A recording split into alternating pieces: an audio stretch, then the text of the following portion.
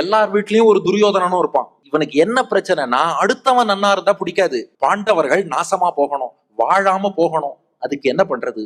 ஒரு நாள் இந்த துரியோதனன் சகுனி மாமாட்ட போய் கேக்குறான், என்ன சகுனி மாமா, அந்த பாண்டவர்கள்லாம் அவ்வளவு நன்னா வாழறாங்களே, அவங்க வாழக்கூடாது, அவர்களை எப்படியாவது அழிக்கணும்.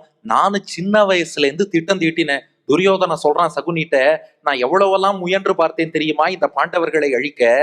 பீமன் கை குழந்தையா இருக்கான். அப்போ குந்தி என்ன பண்ணா, ஒரு பாறையில உட்காந்து பீமனுக்கு தாய்ப்பால் ஊட்டின்னு இருந்தா.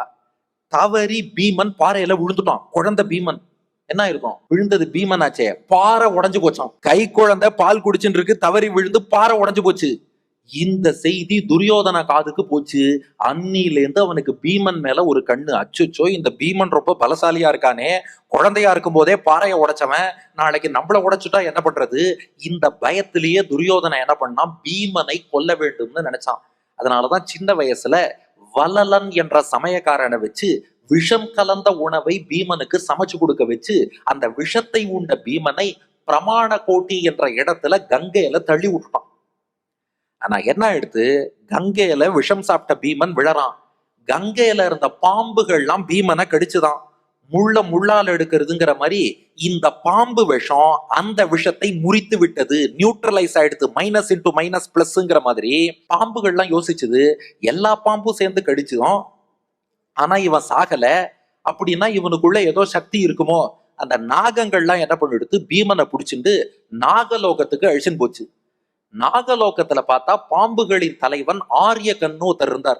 அவர் பார்த்தார், ஏய் உன்னை எங்கேயோ பார்த்த மாதிரி இருக்கே, என்னோட எள்ளு பேரன் தானே நீன்னு கேட்டார். நாகர்களின் தலைவன் ஆரியகனுடைய எள்ளு பேரனாம் பீமன். இது என்னப்பா புது கதையா இருக்கு? ஆமா, பீமனுடைய அம்மா குந்தி.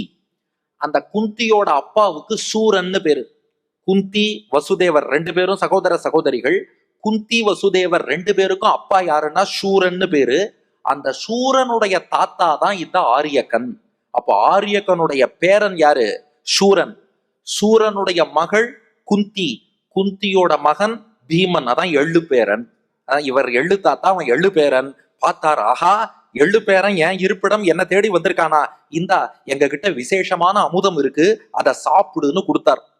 அந்த அமுதம் ஒரு சொம்பு சாப்பிட்றதே கஷ்டமா, திகட்டுமா. ஆனா அதுல 8 சொம்பு சாப்பிட்டான் பீமன். ஒரு சொம்பு சாப்பிட்டாலே 1000 யானை பலம் வரும். இவன் 8 சொம்பு சாப்பிட்டு 8000 யானை பலம் பெற்று எள்ளு தாத்தாக்கு பாய் பாய் சொல்லிட்டு திரும்பி வந்துட்டான் பீமன்.